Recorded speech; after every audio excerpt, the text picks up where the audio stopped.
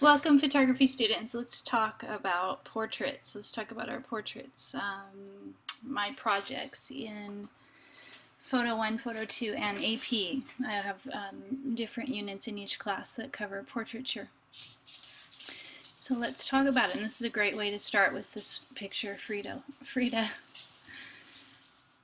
Obviously, she's not really holding an iPhone.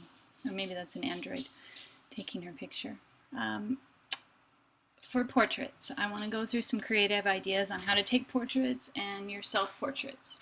Before we begin, I have some rules about your self-portraits that have come about over the years as digital photography and social media has evolved. Just because I can't take it anymore, so I have these certain rules, and one of them, Frida, is breaking right now, so maybe you can guess it. I'm going to get to them in a minute. Don't do this. So I have some don't do's. So let's start off with that. So if you're in my Photo 1 class, you have a self-portrait project that you'll complete, which is a picture of yourself.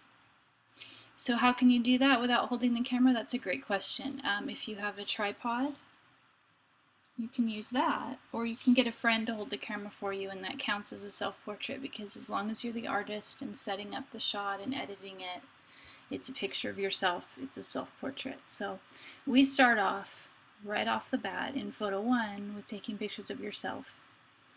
And you can see my first rule is please do not take a picture of yourself in the bathroom mirror holding your camera. That's probably the easiest way for me to explain it. Please don't do that. Please be nice to your teacher. But let's just look through. I have some self-portrait mistakes to avoid. I bet you guys already know what they're going to be, but let's look at them. Let's make fun of these people that are certainly not you, right? This is slowly loading. Slowly loading. Let's think about your pictures. All right, first off, here we go. Here's an example of what not to do. There's so much wrong here. Most of it is do not make a kissy face. Please do not duck face or kissy face. This is maybe not as popular as it was a few years ago, but don't do it, please. Not even ironically, hipsters. Okay, it's just not cute. It's not working for me. All right. Please don't take your picture in the mirror so that you can see the camera. That was the Frida rule that she was breaking. I don't need to see that. And she's breaking several right here. Just get someone else, enlist someone else, get some help, and have someone hold the camera for you. Or if you really don't have that, you can try propping your camera up using a tripod, or taking a picture in a way that you don't need to use a mirror. That's the short version. Please don't. Please be aware of your surroundings. I don't need to see everything in the frame unless it's a part of your picture. I mean, it's really a part of the story, which in this case it is not. Here we go. That's a bad idea. Be careful of your poses. I don't really like this either. We don't need to see you holding the camera out. You can be more creative. The easiest way is called the helicopter, by the way. When you're holding the camera from above and trying to look, use angles to your benefit. Just get some help. Get someone else to hold the camera for you. Okay, we're almost there. Just no. Don't take your picture in the bathroom mirror, please. I'm not really interested in what type of toothpaste you use, honestly. And please don't make any hand signs or whatever's going on here to the camera. And no more hearts either. Sorry, girls and boys. Okay, that was just your worn out teacher telling you, please don't do this to me anymore. But let's move on to something more fun and positive. For your self-portrait project or any portrait project, I want you to be creative, and I want you to look at some great examples of what you can do. Let's look at some ideas on how you could take your picture. Okay, I don't know why that's so big. I'm sorry. It's giant. Remember your composition skills, your editing skills, and please be aware of your backgrounds. That's my short version. That's going to be the easiest. You can look through at some great examples of famous photographers over the years and their self-portrait examples. Okay, James Van Der Zee. But let's move on to just general portraits in general. Your self-portrait project is obviously a picture of yourself, but for all my courses, portraits in general are photographs of people. Generally, it's one person. It can be two or three, it can be groups of people, but generally you're going to get a picture of another person, not you, not your dog, not your cat, a portrait of another person where you set up the shot. Generally, but not always, generally you will have a plain background because you don't want to distract from the beauty of your subject. Let me show you some ideas on how you might want to pull this off. If you're in my Photo 1 class, you have 2 weeks of portraits. You have 2 different projects. You have Project 1 and Project 2. In Project 1, you'll play around with angles, alter your perspective, just to try to get you guys out of your comfort zone. And for Project 2, you're going to look at lighting patterns. You're going to play around with lighting. So I think this will be a good way for you to get creative with your photos, and I can see something besides just the standard poses. I want you to get creative. I'm going to look at also my studio art class, which has a portrait project. It's a 2-week project. In my AP Studio Art course, when we're working on portraits, it's a 2-week assignment. So you have 2 weeks to complete your portrait. I'm going to pull up the assignment here. In my AP Studio Art, I'm going to give you a list of portrait photographers to look at. If you click this link, you'll get to a list of artists to explore. And my idea for you in this project is to find an artist that you really like, a photographer that you like. If it's not on this list, just go ahead and use someone else and just let me know who you're using. But I would like you to look at this list. And what you'll do is use that artist as inspiration. You can copy their pose, composition, style, lighting almost exactly if you want, mimic them, or just use their style as a starting point and inspiration for your own ideas. So this is a great learning tool, is to find something that you like and try to do the best to copy it or figure out what it is that you like about it. It's a great way to learn and to teach yourself how to get better at a specific genre. So in portraits from my AP Studio, you have 2 weeks and you have a discussion on each week, but your project is due at the end of the 2nd week. So you have 2 whole weeks to do it. Your expectation is that you'll create for me 3 portraits, and you'll turn in 3 portraits. You can do more if you need to, but 3 is your minimum, based on one of these photographers off this list. So if I click to this list, you're going to see a whole list of photographers, and here's the portrait ones. Look through these. I think some of these links are dead, meaning the websites are no longer active, but that's okay. Move on to another one, and use these as inspiration or ideas for you. I also, of course, have a bunch of other artists that I've included. Like this example here, this photographer took a series of photographs of his wife and her sisters over the years. It's a really interesting project. Since 1975, Nicholas Nixon started taking photographs of his wife and her sisters. And here's the whole series. So every year, I believe it's every year, he took a photograph of all 4. You can see the evolution over the years. It's a really interesting project. So there's one way, just stark black and white, facing the camera, no background.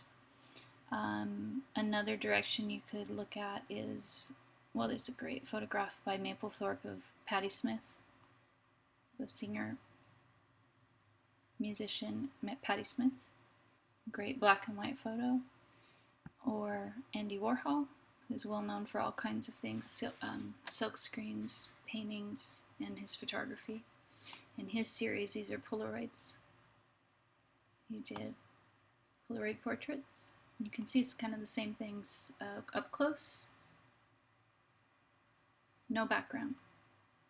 All right, in week 3, some of the inspiration I have for you is Imogen Cunningham, who's just awesome. I don't know if this is loading or what. Here it comes. Here we go. And some of her great portraits. These examples of her work. She did some other abstracts, real close up. She was part of the F64 group, which is known for its incredible detail with the tiny aperture.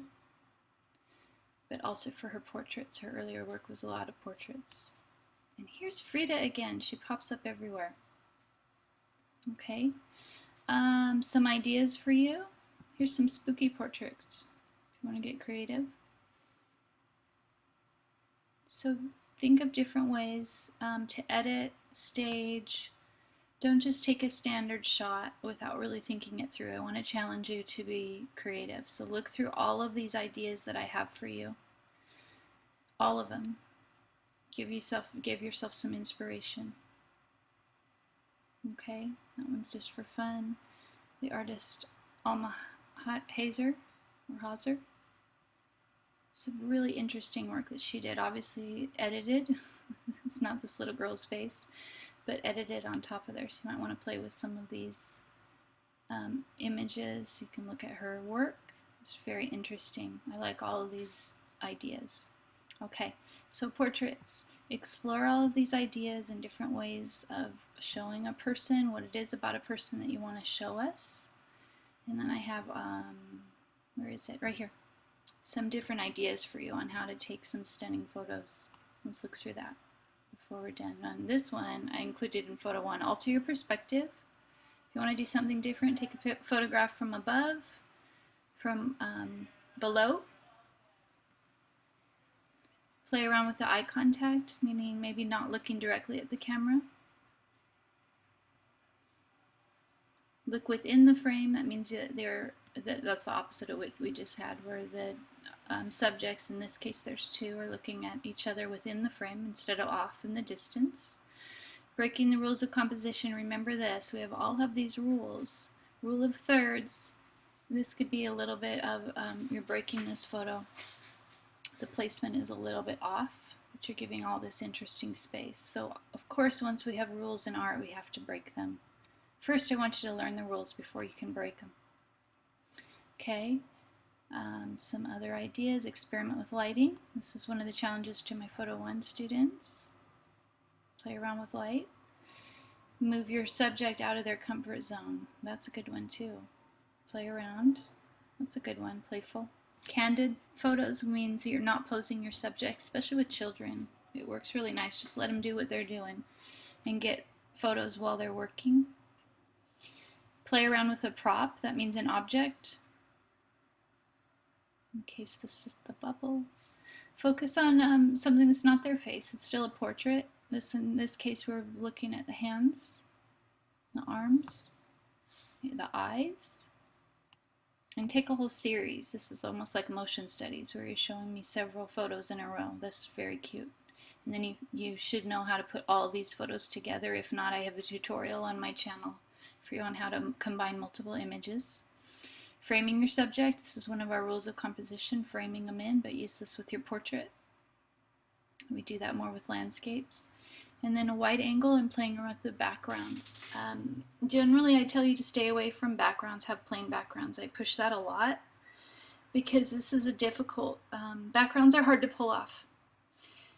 But if you can do it, it's a great photo if it makes sense. So in this example, the background is part of the story. So that's the question I want you to ask yourself when you're including a background in your photograph. Is this part of the story? Is this something that I want to show? Is this part of my subject? In this case, it looks like she's on the subway or in a train.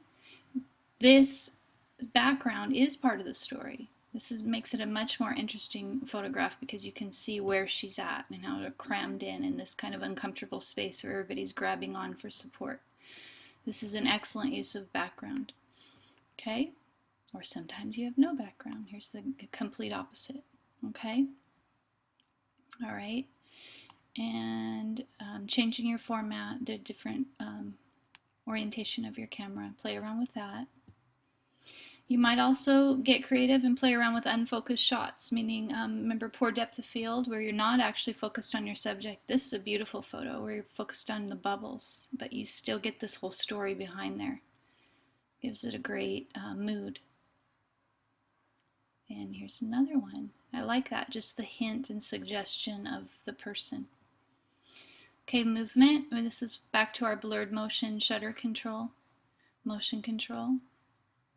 Very interesting stories you can tell with this. a great one. Okay. And emotion. You might want to play around with that too. Show some emotion in your photo. Have your subject play with that. Okay, fill the frame. That means get in really close. Don't be shy. And of course, give us an interesting subject. All right, I'm really looking forward to your work on portraits. This is several weeks for all my photo classes. For photo 2, I have my portraits in your lighting units, but I still want you to consider all these details. You're considering lighting primarily when you're in my photo 2 class for portraits. But this is a great tutorial on you on how to consider all of these important aspects of getting a great portrait. Thank you so much. I look forward to seeing your work.